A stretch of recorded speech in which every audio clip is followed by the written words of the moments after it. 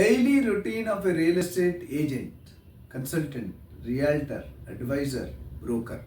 ఇది చాలామంది ఎప్పుడు మాట్లాడిన విషయం. చాలామంది నన్ను మాట్లాడమన్నమాట. ట్రైనింగ్లో అయితే ఒక 2 hours సెషన్ ఉంటుంది. డైలీ రొటీన్ ఎలా ఉండాలో, ఎన్ని గంటలు లెగాలి, ఏం చేయాలనేది ఒక 3-4 టిప్స్ చెప్తాను. దీని మీద మరింత కావాలంటే డీటెయిల్గా నన్ను సంప్రదించవచ్చు. ముఖ్యంగా morning all successful people are early Risers.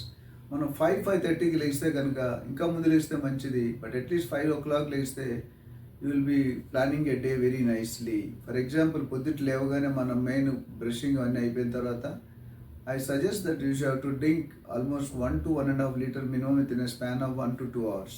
Compulsory కావాలి. మన బాడీలో ఉన్న ఇంప్యూరిటీస్ అన్నీ కూడా బయటకు వచ్చే అవకాశాలు ఉంటాయి. తర్వాత either walking or yoga or sports. ఇది కంపల్సరీ ఒక 45 minutes to 1 hour ప్లాన్ చేసుకోండి, irrespective of your tight schedule. Next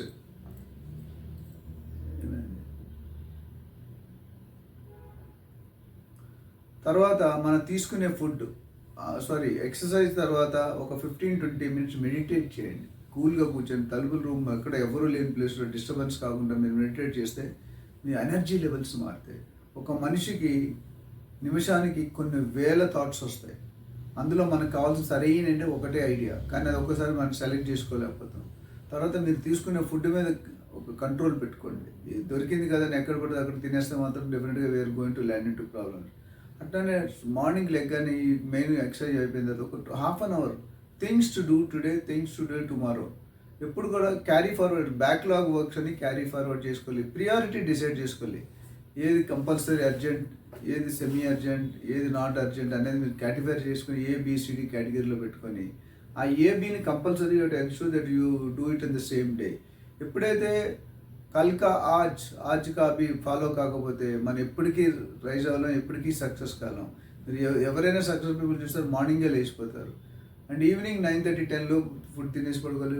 డైట్లో మాత్రం కూడా take light tiffin. Morning heavy తీసుకోండి, ఆఫ్టర్నూన్ మీడియం తీసుకోండి, డిన్నర్కి కొద్దిగా లైట్గా తీసుకోండి. ఎందుకంటే తీసుకున్న తర్వాత కూడా చాలామందికి 10:30కి 11:30కి అన్ని బిర్యానీలు, కూల్ డ్రింక్లు, ఇరానీ చాయ్లు అన్నీ తాగి స్ట్రైట్కి వెళ్ళి పడుకుంటారు. బేడా పాన్ కూడా తీసుకుని, అది కరెక్ట్ కాదండి. మీరు తిన్న తర్వాత వీలైనంత వరకు 7 to 7:30 డిన్నర్ కంప్లీట్ చేసి లైట్గా తీసుకొని minimum you should have 2 to 2.5 years gap. ఎందుకంటే నేను రియల్ ఎస్టేట్ గురించి కాకుండా హెల్త్ గురించి చెప్తుంటే హెల్త్ ఈజ్ ఓన్లీ వెల్త్. మీకు హెల్త్ కరెక్ట్ లేకపోతే బిజినెస్ చేయలేరు.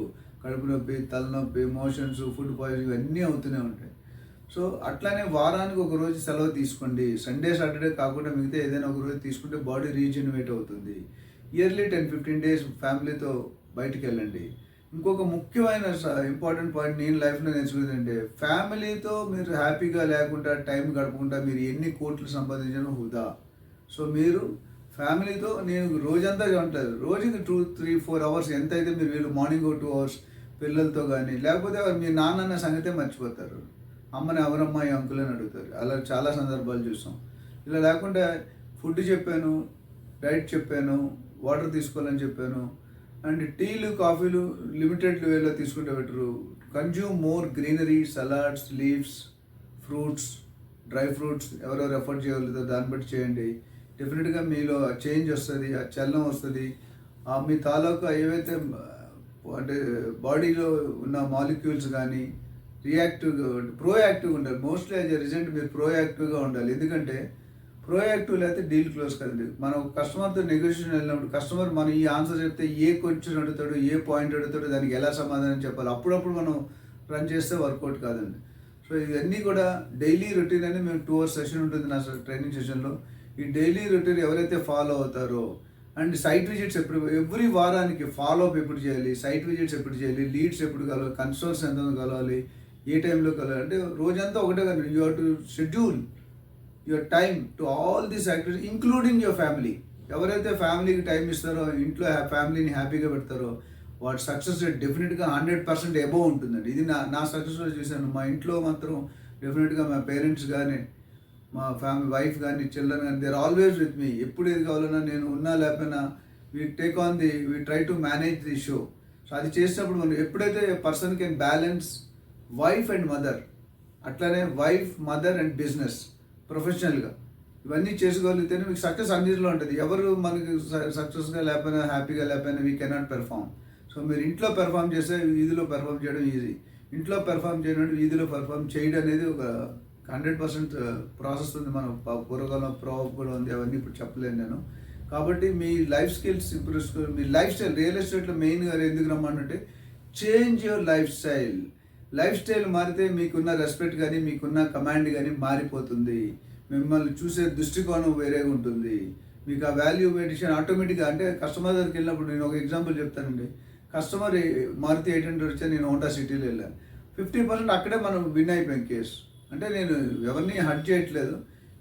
చాలామంది నాకు రియల్ ఎస్టేట్ ఏజెంట్ ఎందుకు లేట్ వచ్చావు బాబు అంటే, సార్ మా అబ్బాయిని స్కూల్కి దింపడానికి వెళ్ళాను, మా అమ్మాయిని వైఫ్ని వర్క్ దింపడానికి వెళ్ళాను. కరెక్ట్. మీరు ఏ స్టేజ్కి వెళ్ళాలంటే రియల్ ఎస్టేట్ 3-4 సంవత్సరాలు వచ్చేసరికి మీ వైఫ్ని మీ అబ్బాయిని దింపడానికి మీరు వెళ్ళకూడదు. మీరు డ్రైవర్ని అపాయింట్ చేసుకుని కారు కొని కార్లో పంపించాలి. యు సీ ది మజా దేర్. సో ఇలాంటివి మీకు టిప్స్ కావాలనుకుంటే the only person in real estate who can help you is doctor Nandi Rameshwar Rao. Thank you very much.